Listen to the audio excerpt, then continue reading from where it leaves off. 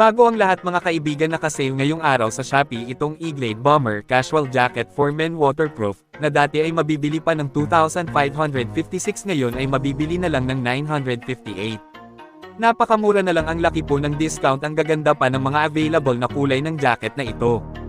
Kaya ano pa ang hinihintay nyo? Bumili na agad, pindutin lang ang link na nakapin sa comment section. Maraming salamat po. Marami ang manlalaro ng liga ang paniguradong nasiyahan sa ginawang bagong rule ng NBA, lalong-lalo na sa mga shooters ng liga mga kaibigan.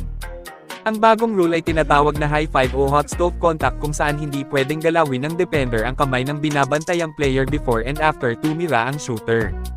Alam natin na ito yung nirereklamo madalas ni Curry at Steve Kerr noon, lalo na nung last season sa playoff series match-up ng GSW kontra Houston Rockets, kung saan klarong pinupuntirya nitong si Dillon Brooks ang kamay ng greatest shooter, dahil sa alam nito na may thumb injury si Steph.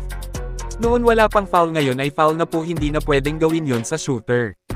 At kung si Brooks naman ang tinanong mga kaibigan, walang takot nitong sinagot na kung alam niya na ano at saang party ng katawan ng kalaban niya ang mas sakit, ay balik-balikan nga daw itong hahawakan para kumbaga mas lalong lumala. Grabe itong si Brooks, mag-isip mabuti na lang umaksyon ng NBA para hindi na mangyari sa iba ang ginawa nila noon kay Curry. Sa madaling sabi, dahil kay Steph kaya in-implement nila ang nasabing bagong rule. Ibig sabihin ngayong season ay aasahan ang maraming whistle kay Steph. Isa ang greatest shooter sa magkakaroon ng malaking benepisyo sa bagong rule ng NBA, kaya naman para sa akin ngayong season talagang kabang-abang si Steph, tiyak na mas kakatakutan ito ng mga kalaban. Ani nga ni Al Horford na kumbaga kapag si Curry na nga daw ang may hawak ng bola o aatake ay nakakaramdam po daw ng takot ang kalaban. Para sa akin totoong kinakatakutan talaga ang GOAT shooter, lalo na sa crunch time, kasi sa husay at sa pangalan pa lang nito ay dadagaan ang dibdib ng kalaban kay Curry.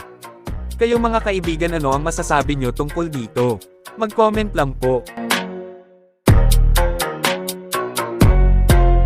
Matapos ang naging laban ng Golden State Warriors noong nakaraang araw lang kontra Portland Trail Blazers, bukas ay may laban na naman ng Dubs versus Los Angeles Lakers. Bukas ay ang kanilang ikalawang banggaan sa preseason ngayong season. Unang bakbakan, panalo ang GSW sa game na iyon, walang LeBron at Luka sa purple and gold. Bukas ay sureball na mainit ang muling harapan ng magkabilang kupunan. Kasi kung sisilipin natin ang injury report ng dalawang grupo para sa kanilang laban mga kaibigan, ay pare-parehong out ang iilan sa mga core ng magkabilang grupo. Para sa Los Angeles Lakers ay aasahang walang LeBron at Luka sa kanila.